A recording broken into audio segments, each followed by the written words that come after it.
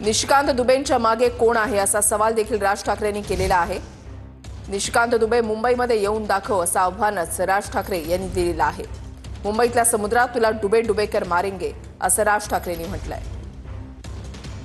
मुख्यमंत्री महाराष्ट्र राज्याचे देवेंद्र फडणवीस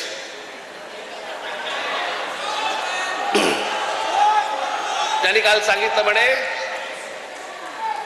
तिसरी हिंदी भाषा आम्ही सक्तीची करणार म्हणजे करणार। आता राज्य सरकारला जर आत्महत्याच करायची असेल तर त्यांनी बेशक करावी।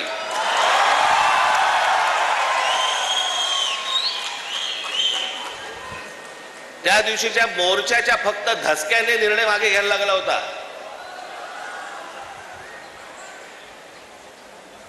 फडणवीसजी तुम्ही सांगताय ना की तिसरी भाषा आम्ही सक्तीची आणणार म्हणजे आणणार। मी आता आपल्याला सांगतो महाराष्ट्रात पहिली ते पाचवी हिंदी आणायचा आपण प्रयत्न तर फक्त करून बघा।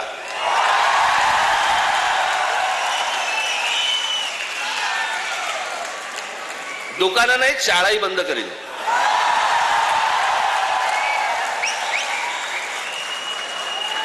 महाराष्ट्र राज्याचा मुख्यमंत्री हिंदीसाठी भांडतोय। ही फडणवीसांनी लिहिलेली स्क्रिप्ट आहे। हा कोणता स्क्रिप्ट रायटर आहे मला अजूनपर्यंत कळलेला नाही जो स्वतःचा अपमान पण त्याच्यामध्ये लिहितो। ज्याला हे सगळं मागे घ्यावं लागलं, सगळ्यांकडनं दबाव आल्यानंतर मी हे दोन्ही GR मागे घेत आहे हे स्क्रिप्ट रायटर लिहू शकतो। पण हे काय चालू आहे? हे तुमच्या मनात काहीतरी विष घालवणं सुरू आहे की हे बघा हे आतून सगळे एक येतं, बघा हे सगळं असं सगळं सुरू आहे। कशाचा कशाला कशाचाही संबंध नाही आहे। कोणाशी माझी मैत्री असो दुश्मनी असो काहीही असो, एक गोष्ट निश्चित सांगतो, महाराष्ट्राच्या बाबतीत मराठी माणसाच्या बाबतीत आणि मराठी भाषेच्या बाबतीत राज ठाकरे कोणाशी तडजोड करणार नाही। इथे एका मिठाईवाल्याच्या कानफडीत बसल्यावरती देशाची बातमी घडते। देशाची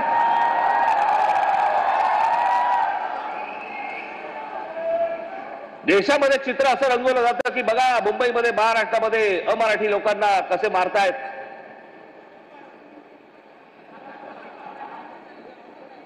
हे काय प्रकारचं राजकारण सुरू आहे देशामध्ये आपण लक्षात घ्या।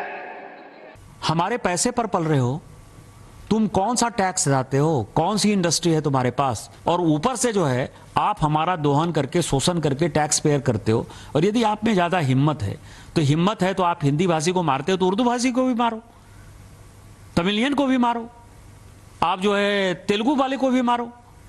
आप जो इस तरह की घटिया हरकत कर रहे हो, और मैंने हमेशा कहा है कि जब अपने घर में हो, महाराष्ट्र में हो, यदि बहुत बड़े बॉस हो तो चलो बिहार, चलो उत्तर प्रदेश, चलो तमिलनाडु, तुमको पटक पटक के मारेंगे। त्या दिवशी तो कोणतरी भारतीय जनता पक्षाचा एक खासदार कोणतरी दुबे नावाचा कसा काय बोलला, मराठी लोगों को हम यहां पे पटक पटक के मारेंगे। झाली का केस त्याच्यावरती? हिंदी चॅनल वाल्यांनी दाखवलं का? पुढे चालवलं का? काही नाही। बघा कसं असतात, कशा असतात ते बघा। तू आम्हाला पटक पटक के मारणार दुबे? दुबेलाच मी सांगतो, दुबे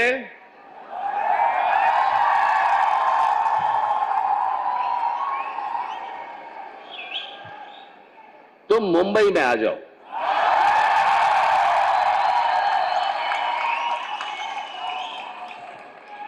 मुंबई के समुद्र में डुबे डुबे कर मारेंगे।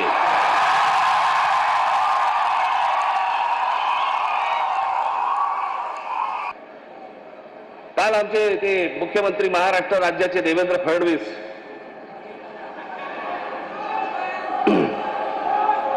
त्यांनी काल सांगितलं म्हणे तिसरी हिंदी भाषा आम्ही सक्तीची करणार म्हणजे करणार। आता राज्य सरकारला जर आत्महत्याच करायची असेल तर त्यांनी बेशक करावी।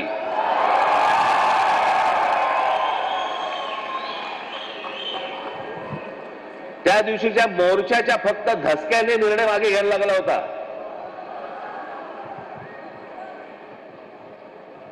फडणवीसजी, तुम्ही सांगताय ना की तिसरी भाषा आम्ही सक्तीची आणणार म्हणजे आणणार. मी आता आपल्याला सांगतो, महाराष्ट्रात पहिली ते पाचवी हिंदी आणायचा आपण प्रयत्न तर फक्त करून बघा.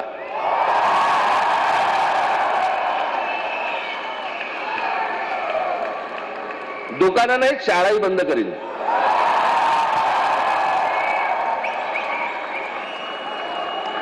महाराष्ट्र राज्याचा मुख्यमंत्री हिंदीसाठी भांडतोय, मराठीसाठी मराठी सक्तीची. इतर ज्या बाकीच्या शाळा आहेत याच्यामध्ये तुम्ही आज मराठी आणली पाहिजे, सक्तीची केली पाहिजेत. ते सोडून तुम्ही हिंदी सक्तीची करण्याच्या मागे लागलेला कोणाच्या दबावासाठी? कोण दबाव टाकते तुमच्यावरती? इथे एका मिठाईवाल्याच्या कानफडीत बसल्यावरती देशाची बातमी घडते, देशाची.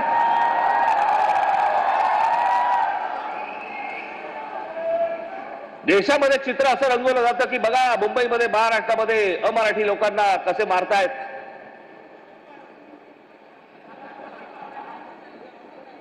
हे काय प्रकारचं राजकारण सुरू आहे देशामध्ये आपण लक्षात घ्या. आम्ही भिका मागायच्या, आम्हाला न्याय द्या म्हणून. तुम्ही या महाराष्ट्राचे राजे, तुम्ही या महाराष्ट्राचे मालक. बाकीची माणसं बाहेरून आली ती तुमच्यावरती रुबाब करणार आणि आम्ही हतबलतेने त्यांच्यासमोर बोलणार, अरे नाही नाही भाई साहब ऐसा मत. का?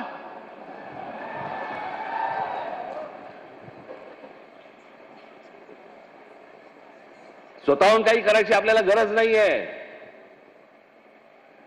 पण जर अशा प्रकारे मास्क घेऊन जर समजा कोणी अंगावरती आला, ठेचायचा म्हणजे ठेचायचाच. त्या दिवशी इथे जो काही प्रसंग घडला, जे काय कोणते मिठाईवाल्याचा काहीतरी झाला तो भाग, आता कानावरती जर मराठी समजत नसेल तर कानाखाली बसणारच मराठी.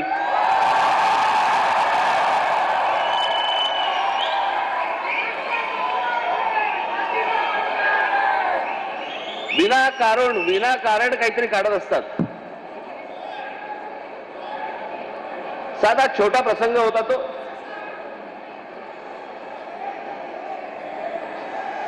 मोर्चासाठी म्हणून तिकडे जे कोणी माझे मराठी सैनिक होते पाणी प्यायला गेले तर तो माणसाने विचारलं कशासाठी मोर्चा काढताय.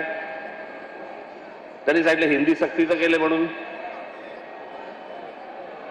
म्हणे इथे तर म्हणे सगळे हिंदीतच बोलतात म्हणे, हे सगळं हिंदीमध्ये चालू होतं.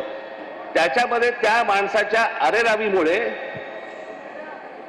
त्याच्या जी काय कानफडीत बसायची ती बसली.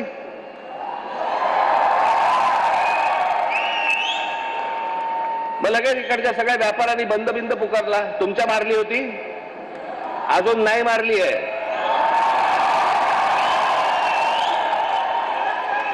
विषय समजून न घेता काय झालंय माहिती नसताना कुठच्या तरी राजकीय पक्षाच्या दबावाखाली येऊन जर तुम्ही हे असले बंद करणार असाल, तुम्हाला काय वाटलं मराठी व्यापारी नाहीयेत?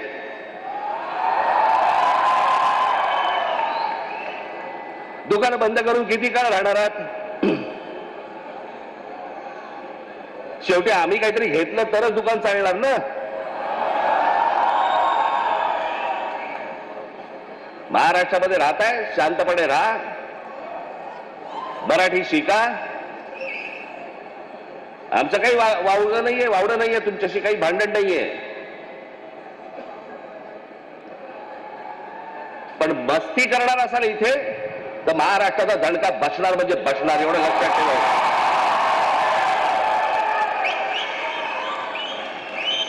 मी तुम्हाला साधी गोष्ट सांगतो, हिंदी ही या देशात कोणाचीही मातृभाषा नाही. ज्याची काल परवाकडे कानफडीत मारली ना त्याला विचार तुझी मातृभाषा कुठची? अहो, हिंदी ही इकडच्या तिकडच्या सगळ्या कडबोळ्यातनं तयार झालेली 100-200 वर्षापूर्वीची भाषा. उत्तर प्रदेश, बिहारला तर समजलं पाहिजे, राजस्थानला तर समजलं पाहिजे. मी आता एक आणलं इथे उदाहरणार्थ बघा. हिंदी या भाषेमुळे हिंदीने किती भाषा मारल्या तर जवळपास 250च्या आसपास भाषा मारून टाकल्या. तर त्याच्यामध्ये कांगरी, गढ़वाली, कुमाऊनी, अवधी, हरियाणवी, ब्रज, भोजपुरी, मगधी, बाघेली, छत्तीसगढ़ी, बुंदेली, माळवी, दिल्ली, नागरी, बागरी, मारवाडी अशा अनेक भाषा आहेत. आता बिहारमध्ये त्यांनी ज्यांनी पहिली हिंदी ही भाषा स्वीकारली तिथे आजही 99% लोक मातृभाषा बोलतात, हिंदी बोलत नाही. माझं तर सगळ्या भाषांवरती प्रेम आहे. माझा तर दावा कदाचित चुकीचा नसावा, परंतु महाराष्ट्रामधले जेवढे काही नेते आहेत त्या सगळ्यांपेक्षा हिंदी माझं बरं आहे. आणि याचं कारण माझे वडील. माझ्या वडिलांना व्याकरणासकट उत्तम मराठी तर येतच होतं, उत्तम इंग्रजी येत होतं, उत्तम हिंदी येत होतं आणि माझ्या वडिलांना व्याकरणासकट उत्तम उर्दू येत होतं. मग साधी गोष्ट आपण पकडूया की उत्तर प्रदेश, बिहार, मध्य प्रदेश, राजस्थान इथे हिंदी बोलली जाते. मग हे लोक उठतात आणि महाराष्ट्रामध्ये नोकरीसाठी काय येतात? जर हिंदी भाषेमुळे जर तुमचंच भलं झालं नसेल आणि तुमचीच राज्य मोठी झाली नसतील आणि तुम्हाला जर दुसऱ्या प्रदेशामध्ये जाऊन जर समजा तिकडे येऊन नोकऱ्या कराव्या लागत असतील, नोकऱ्या मागाव्या लागत असतील, गुजरात सारख्या राज्यामध्ये जाऊन तिकडे जर समजा तुम्हाला मार खावा लागत असेल, हिंदीने काय भलं केलं तुमचं? कसली कोणती हिंदी घेऊन बसलो आपण? ज्याला साधा 200 वर्षाचा इतिहास आहे. 200 वर्ष. मराठी भाषेला 2,500 ते 3,000 वर्षांचा इतिहास आहे.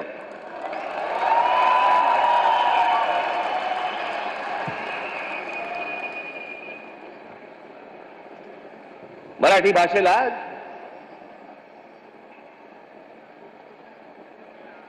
अभिजात भाषेचा दर्जा मिळाला. त्या माणसाच्या अरेरावीमुळे त्याच्याची काय कानफडीत बसायची ती बसली.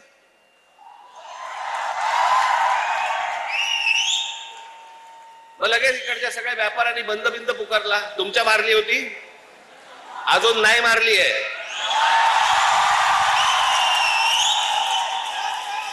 विषय समजून न घेता काय झालंय माहिती नसताना कुठच्या तरी राजकीय पक्षाच्या दबावाखाली येऊन जर तुम्ही हे असले बंद करणार असाल, तुम्हाला काय वाटलं मराठी व्यापारी नाहीयेत?